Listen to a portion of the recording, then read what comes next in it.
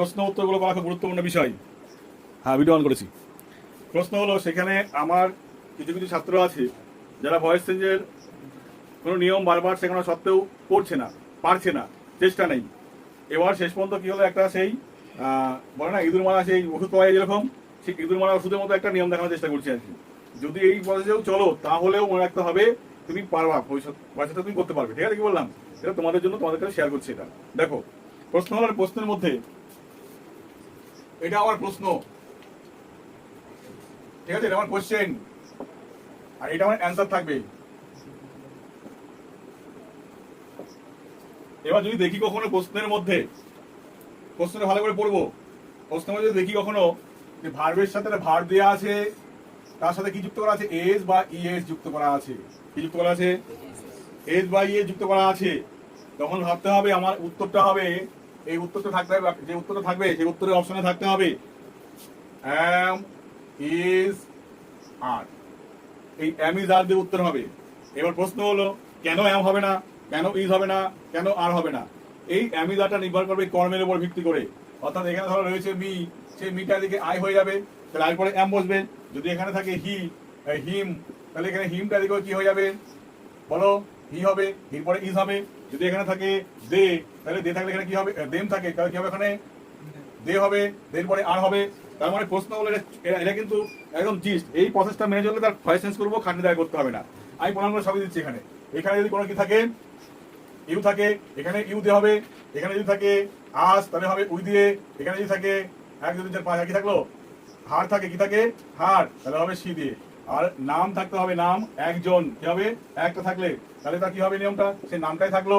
এখানে অনেকজন নাম থাকতে হবে, অনেক অনেক নাম আছে, তাহলে সেখানে এখানে তো অনেক নাম।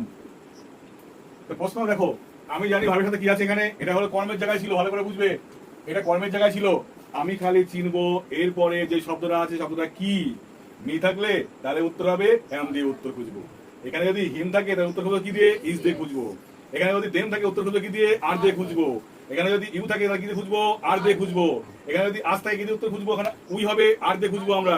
এখানে যদি হার থাকে তাহলে সি হবে, কিন্তু খুঁজবো ইজ দিয়ে খুঁজবো আমরা। এখানে যদি কোনো নাম থাকে, রাম রহিম কেউ থাকলো এখানে, তাহলে এখানে রাম ইজ দিয়ে খুঁজবো। রাম রহিম শাহ অনেকগুলো নাম আছে, রাম রহিম শাহ আজ দিয়ে উত্তর খুঁজবো। ব্যাস, আমি অপশন দিয়ে ঠিক মারবো। বর্তমান কি বললাম, আমি ভয়েস চেঞ্জের নিয়ম জানি না, আমি ভয়েস চেঞ্জের নিয়ম বুঝি না, জানার দরকার নেই, বোঝার দরকার নেই, শেখার দরকার নাই। বর্তমান কি বললাম, এই টেকনিকটা অ্যাপ্লাই করবো, উত্তর আমার হয়ে গেল। ক্লিয়ার? আমার গেল। এটা গেল স্টেপ 1, ভালো করে বুঝবে, এটা গেল স্টেপ 1। প্রশ্ন তো করতে পারি আমরা যে এখানে স্টেপ 2 তে কি যাচ্ছে, দেখো এবার ঢুকবো আমরা স্টেপ 2 তে ঢুকছি।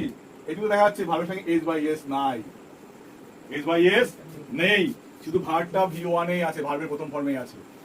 কি আছে? ভার্বটা V1 এ আছে।